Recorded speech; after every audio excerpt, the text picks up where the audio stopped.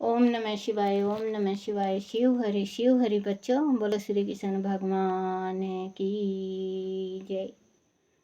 सदा भवानी दाहिने सम्मुख रहो गणेश रामा, सम्मुख रहो गणेश।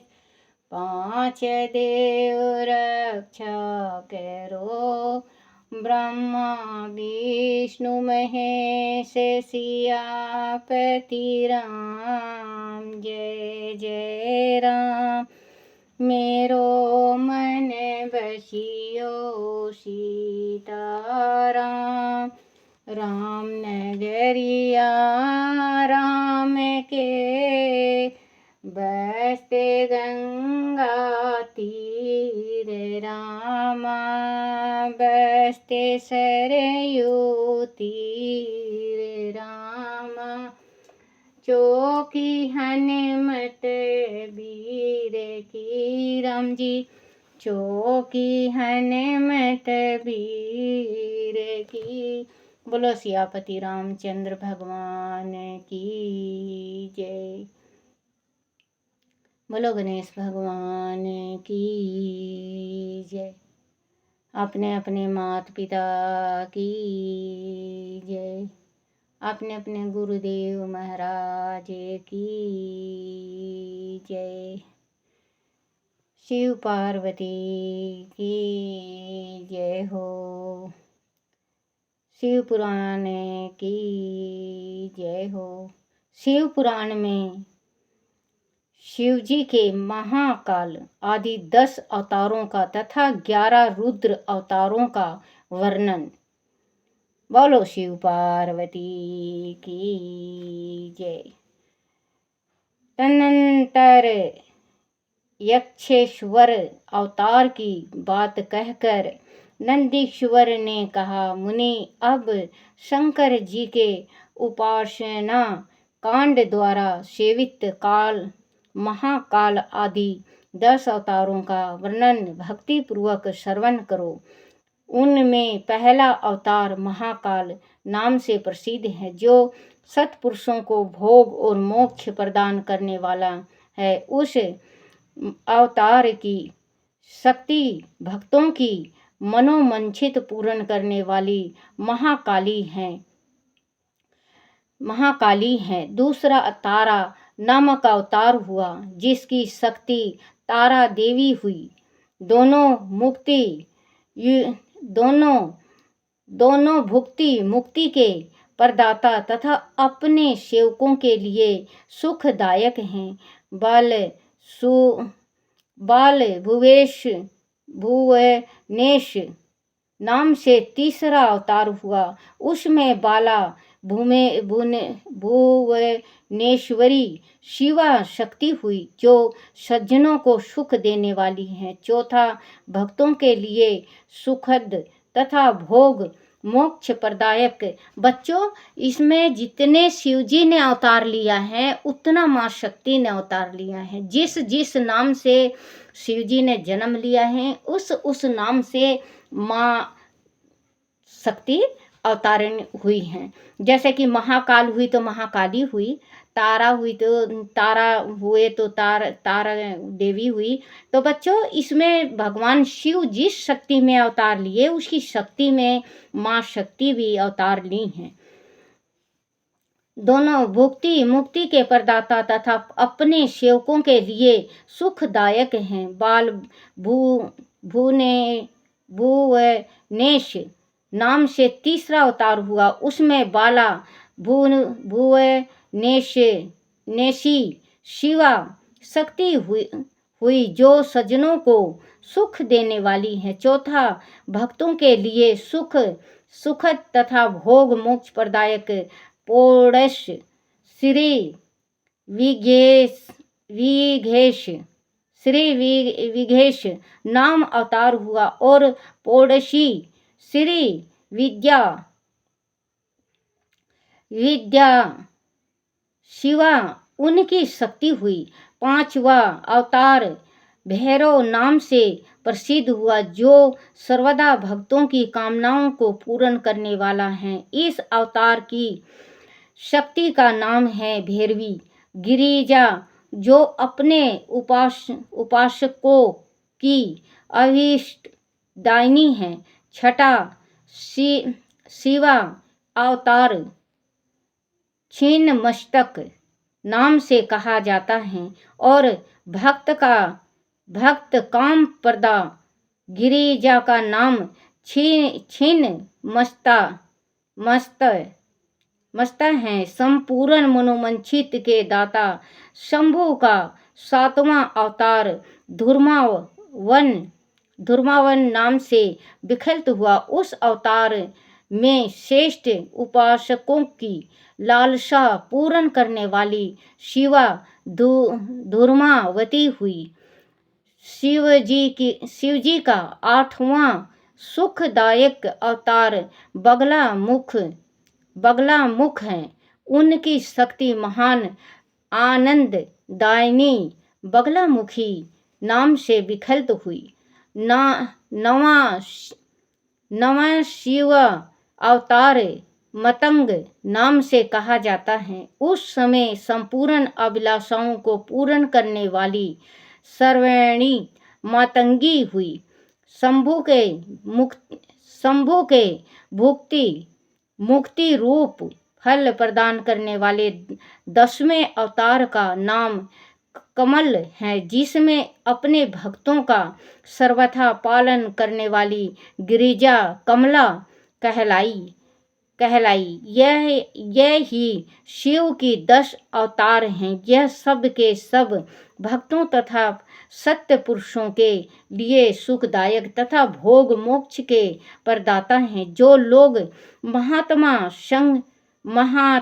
शंकर के इन 10 अवतारों की निर्विकार भाव से सेवा करते हैं, उन्हें यह नित्य नाना प्रकार के सुख देते रहते हैं। मुनि, इस प्रकार मैंने 10 अवतार का महात्म्य वर्णन कर दिया,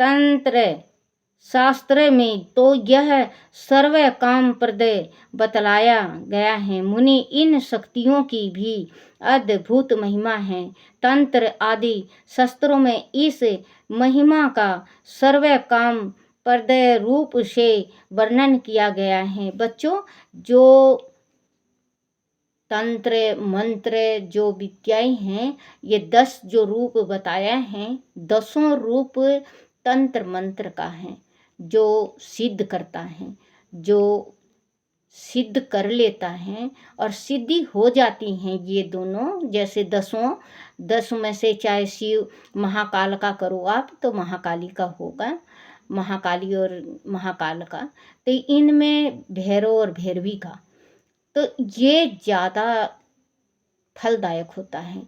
लेकिन बच्चों, भूल से भी नहीं करना चाहिए, क्योंकि अगर ये गलती हो जाए हमें जाप करने में तो पागल भी हो सकते हैं। अपना ये जो हमारा माइंड है यो पागल हो जाएगा। तो बच्चों, आप पूजन करो, जैसे गृहस्थी में पूजा होता है वैसे पूजन करो। तंत्र मंत्र के चक्कर में कभी नहीं पड़ना चाहिए। तंत्र मंत्र करके अगर तंत्र मंत्र का अगर हम जाप कर रहे हैं, सिद्ध हो गया तो ठीक है, नहीं तो फिर पागल होके घूमते रहेंगे, कोई भी अपना नहीं होता। तो बच्चों, भगवान का पूजन करो, श्रद्धा भक्ति से करो, लगन से करो, परमात्मा आपको सभी कुछ प्रदान करेंगे। कहते हैं ना, भगवान भाव के भूखे हैं। भगवान को कुछ नहीं चाहिए, भगवान भाव के भूखे हैं। भगवान तो खुद ही देते हैं।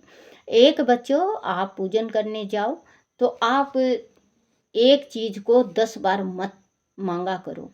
भगवान को पहले दफ़े गए, आप पूजन किया, आपने भगवान के आगे प्रस्ताव रख दिया कि परमात्मा मुझे ये चाहिए, फिर इसके बाद देख लो आप 10 दिन देखो, 15 दिन देखो, भगवान सुन रहा है तो ठीक है, नहीं सुन रहा है तो फिर जाके चिपक देसी एक दफ़े फिर कह दो कि परमात्मा, मैं इस चीज़ के वास्ते आया था आपसे और अभी तक मेरा कार्य नहीं बना है और आपको बनाना है।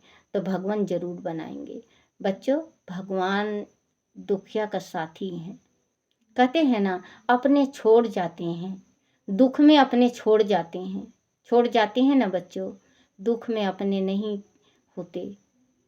सुख में तो हर एक इंसान काम आता है, अपने भी काम आते हैं, लेकिन जो दुख में काम आए, चाहे अपना हो चाहे पराया, वो सच्चा दोस्त और सच्चा मित्र है। जो दुख में आए, जो दुख को देख के टल जाए, वो तो स्वार्थी होता है बच्चों। वो तो अपने स्वार्थ के वास्ते ही उसको अपनाता है। चाहे इसमें स्त्री हो, पुरुष हो, भाई हो, बहन हो, माँ बाप, भाई भाभी, चाचा ताई, दोस्त, चाहे कोई भी हो, भगवान किनारे कभी नहीं होते बच्चों। आप पे सुख है जब भी भगवान है, आप पे दुख है जब भी आप पे भगवान आपके सहारा हैं। और अपने बच्चों मैं क्या बताऊं कि जैसे हुकूमत चलती है ना बच्चों, ऐसे कि कभी परमात्मा भगवान, हमारे पति पत्नी का दोनों का हुकूमत चलता था हमारे परिवार में, और उनके जाते ही सब ऐसे बदल गए कि कुछ भी कार्य करते हैं तो आज हमें बुलाना वो समझते नहीं है। पहले कुछ कार्य किया करते तो मेरे पति और मैं जाया करते, सलाह हुआ, बाड़ी हुआ, जो कुछ भी हुआ। अब बच्चों हमें मेरे पास देने को नहीं है, तो सब किनारे लग गए। एक विधवा हूँ, इस वजह से थोड़ा वो करते हैं। तो एक बात है बच्चों, विधवा होना कोई श्राप नहीं, कोई मैं खुद ही नहीं हुई, भगवान हुए, ये तो भगवान किए हैं तो हुई हूँ। तो भगवान की माता भी कौशल्या हैं, सुमित्रा हैं, ये केकई हैं, ये भी तो विधवा का रूप वो करी। भगवान तो राम जी थे, उनका तो टाल सकते थे, सदा सुहागन जा सकती थी, लेकिन कर्म की गति बहुत अलग है बच्चों। कर्म में जैसे हम करके आए हैं, बो के आए हैं, हमें वैसा ही फल मिलता है। तो बच्चों, आप अगर भक्ति से, जैसे आप जितना मोह और जितना प्रेम अपने में लगाते हो, अगर इतना भगवान में प्रेम और मोह लगा लो तो नैया पार हो जाएगी। तुलसीदास जी अपनी पत्नी के प्रेम में इतने पागल हुए, इतने काम उनकी जगी कि वो रात को बरसते जल में, बहुत तेज बारिश हो रही थी, बहुत ही तेज बारिश, और वो निकल पड़े अपनी स्त्री से मिलने के वास्ते। जिस टाइम देखे नदी बिल्कुल लबालब भरी पड़ी है, लेकिन एक काम उनका और एक पत्नी का वियोग, उनको अपनी जिंदगी भी नहीं दिखी, और वो पार हो गए नदी। पार होके जब गए तो रात बहुत ज़्यादा हो चुकी थी, दरवाजे बंद कर के सो गए थे। तो एक सर्प लटक रहा था उनकी स्त्री के खिड़की के पास। बच्चों, उस टाइम उन्होंने ये भी नहीं देखा कि ये सर्प है या रस्सी, और भगवान परीक्षा ले रहे थे। जो चीज होनी होती है वो 2 दिन 1 दिन पहले होती है बच्चों। कहते हैं कि एक काम बिगड़ता है तो 10 काम संवरता है। अगर तुलसीदास उस दिन रात नहीं गए होते तो आज रामायण में नहीं होते। तो सर्प को पकड़ के ऊपर चले गए। वो कहने लगी, बोले कैसे आए? बोले तुमने रस्सी लटका रखा था उसके सहारे। बोले मैंने रस्सी तो नहीं लटका रखा था। आप किसके सहारे आए हो? बोले तुमने रस्सी लटका रखा था, उसी के सहारे मैं आया हूँ। वो झांक के देख रही हैं तो सर्प, उनकी स्त्री गुरु बन गई। उनकी स्त्री ने कहा, कहते हैं ना कि अगर पत्नी हो तो पत्नी है, और धर्म पत्नी उनको कहते हैं जो सही मार्ग पे अपने पति को लाती हैं, जो भगवान की भक्ति में रमा देती हैं। तो कहने लगी, बोले इतना इस हड्डी मांस से तुम प्रेम कर रहे हो कि सर्प नहीं देखे, बारिश नहीं देखे, अथाह नदी नहीं देखे, उसको पार करके आ गए, अपनी जिंदगी नहीं देखी, इस शरीर में क्या है? ये इस शरीर में तुम्हें क्या दिखाई देता है? ये तो हड्डी मांस का बना हुआ है, इसमें गंध भरा पड़ा हुआ है, इसमें मूत्र और विष्ठा भरी पड़ी हुई है। इससे इतना मोह कर रहे हो आप। अगर जितना मोह मेरे में किया आपने, इतना मोह श्री राम में करो तो आपका जीवन धन हो जाएगा। आपके सातों पुस्त तर जाएंगे, आप वैकुंठ लोक जाओगे। कहे बोले अच्छा, बोले हाँ, बोले ऐसे ऐसे बात है। फिर उनने फिर कहा, 3 दफे तुलसीदास ने कहा कि मैं काम के से अतुर हूँ, मैं काम चाहता हूँ, चलो। लेकिन उनकी पत्नी ने फिर कहा, बोले ये हड्डी मांस का बना हुआ है स्वामी, इसमें क्या है, गंध है। फिर तिबारा फिर कहा, बोले श्री राम में आप भक्ति करो।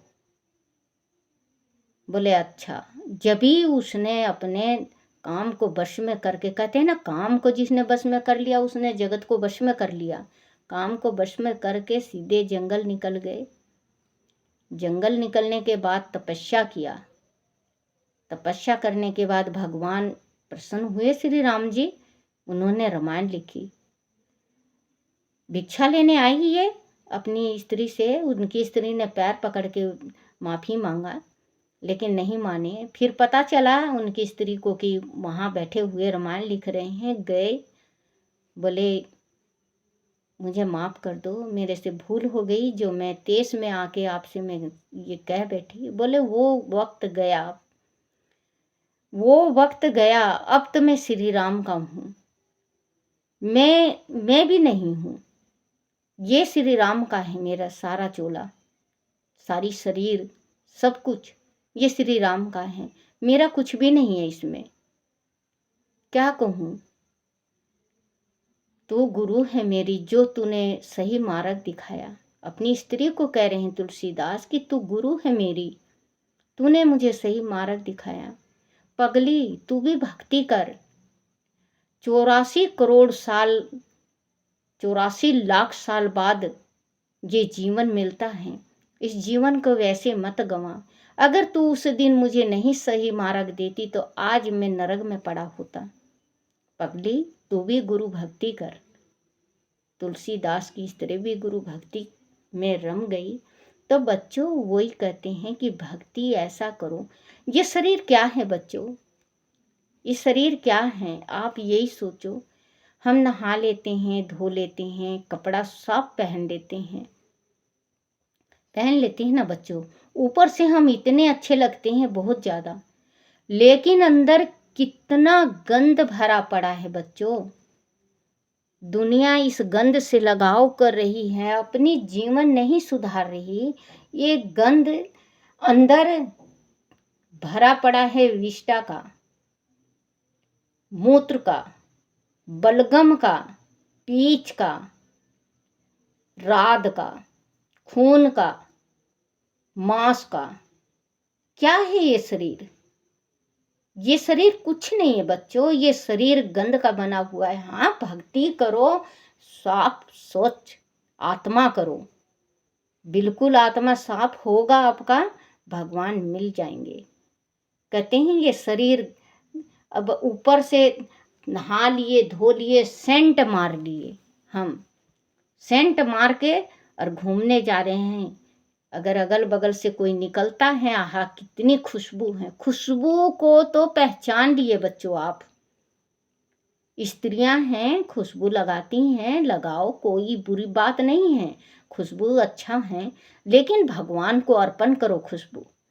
भगवान के शरीरों से खुशबू आएगा तो हमारा शरीर, हमारा मस्तक और हमारी वाणी, हमारा दिल शुद्ध हो जाएगा, पवित्र हो जाएगा। तो कहते हैं बच्चों, भगवान को जपो, सच्चे दिल से जपो। स्त्री बनो, आपके पति अगर गलत मार्ग पे चल रहे हैं तो आप तुलसीदास की पत्नी के जैसे बनो, सही मार्ग दिखाओ। पूजा करने ले जाओ, पाठ करने ले जाओ। देखो बच्चों, कोई कोई आदमी बच्चा ऐसा होता है, लड़का शादी से पहले बहुत भक्ति करता है, शादी के बाद म्लेच्छ हो जाता है, क्योंकि उसकी स्त्री नहीं करती भक्ति और पूजा पाठ, उसको विश्वास नहीं होता। और जो भक्ति और पूजा पाठ करता है वो मलीच हो जाता है। और जो मलीच होता है और उसकी स्त्री अगर भक्ति और भगवान में, भागवत में ध्यान है, तो अपने पति को अपने रंग में रंग लेगी। वो कौन सा गाना है, अपने ही रंग में रंग ले कान्हा, अपने ही रंग में। क्योंकि अपना रंग छोड़ देते हैं। कहते हैं तरबूज तरबूज को देख के, खरबूजा खरबूजे को देख के रंग पलट जाता है। तो वही है बच्चों, आप अगर अच्छे दोस्त और अच्छे साथी में बैठते हो और रहते हो तो आपको अच्छा ज्ञान मिलेगा। क्योंकि कहते हैं कि जब तक भक्ति ना करो, जब तक संगति अच्छा ना हो, जब तक भगवान का दर्शन नहीं होता। भगवान की भक्ति इस जीवन में बहुत ही ज़्यादा जरूरी है। क्योंकि सांस का नहीं पता किस टाइम हमारा साथ छोड़ दे। एक सांस है सच्चा, और ये सांस चाहे आप 20 जन्म ले लो, चाहे 1 करोड़ बरस ले लो, चाहे 1 बरस ले लो, ये सांस खत्म नहीं होता। ये सांस जो हमारा है तो हमारा ही रहेगा। चाहे हम बिल्ली, गऊ, भैंस, बंदर कुछ भी बने, कुछ भी बने, लेकिन ये सांस जो हमारा भी चल रहा है, उस वक्त भी ये सांस हमारा उस टाइम चलेगा। क्योंकि भगवान ने जो सांस जिसका दे दिया है, वो सांस कीड़ी मकोड़ी तक रहता है। तो बच्चों, अच्छे अच्छे भक्ति करो और भगवान का भजन करो, जो भगवान दर्शन दे। और भगवान दर्शन देंगे तभी हमारा मोक्ष होगा। सत्संग जरूर करना चाहिए बच्चों। अपने जीवन में जिसने सत्संग नहीं किया वो इंसान नहीं, वो राक्षस होता है। क्योंकि सत्संग बिना ज्ञान नहीं मिलता। बच्चों, आपके घर में चाहे कितना भी कलह हो रहा हो, कितनी भी लड़ाइयाँ हो रही हैं, कहीं सत्संग हो रहा है, आप जाके बैठ के देखो बच्चों, आपका 2 घड़ी में भगवान विराजमान हो जाएंगे दिल में, और आपका बिल्कुल दिल बाग बाग हो जाएगा। आप पिछला लड़ाई भूल जाओगे अपने घर का और भगवान भक्ति में रम जाओगे। तो वही कहते हैं कि कहाँ सुख मिलता है। किसी ने कहा, ये परमात्मा सुख कहाँ है? भगवान ने कहा, सुख सत्संग में मिलता है। आज बहुत बड़ा हो गया है, कल सत्संग का एक भजन याद आ गया था मुझे, लेकिन कल सुनाऊंगी बच्चों सत्संग का, कल भजन सुनाऊंगी। सत्संग बिना गति नहीं होती। गया है मुनि, इन शक्तियों की भी अद्भुत महिमा है। तंत्र आदि शास्त्रों में इस महिमा का सर्व का काम प्रदक रूप से वर्णन किया गया है। यह नित्य दुष्टों को दंड देने वाली है और ब्रह्म तेज की विशेष रूप से विधि करने वाली हैं।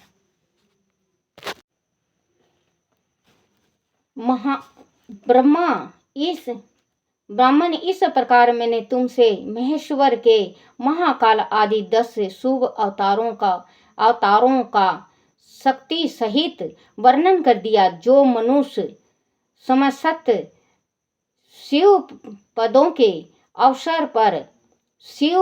के अवसर पर इसे परम पावन कथा का भक्तिपूर्वक पाठ करता है, वह शिव जी का परम प्यारा है। जो भक्त हैं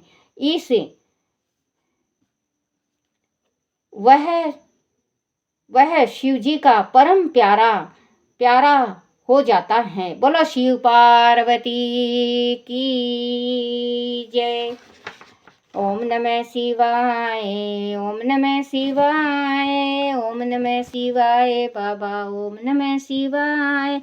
ओम नमः शिवाय शंभु, ओम नमः शिवाय, ओम नमः शिवाय बोले, ओम नमः शिवाय, ओम नमः शिवाय, ओम नमः शिवाय, ओम नमः शिवाय शंकर, ओम नमः शिवाय।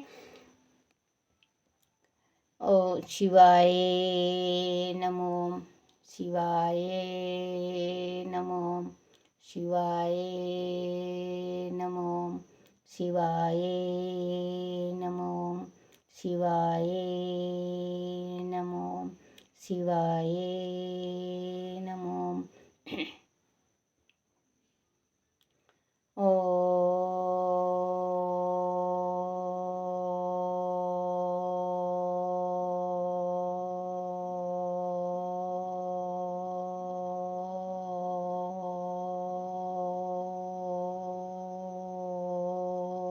ओम नमः शिवाय। बोलो शिव पार्वती की जय हो। ओम नमः शिवाय, नमः शिवाय, जय मेरे भोलेनाथ की जय, मेरे पिता की जय, मेरे शिव माता की जय, मेरे शिव पार्वती की जय, जय हो जय मेरी शक्ति की जय, जय हो जय। बोलो शिव पार्वती की जय। बोलो गुरुदेव महाराज की जय हो।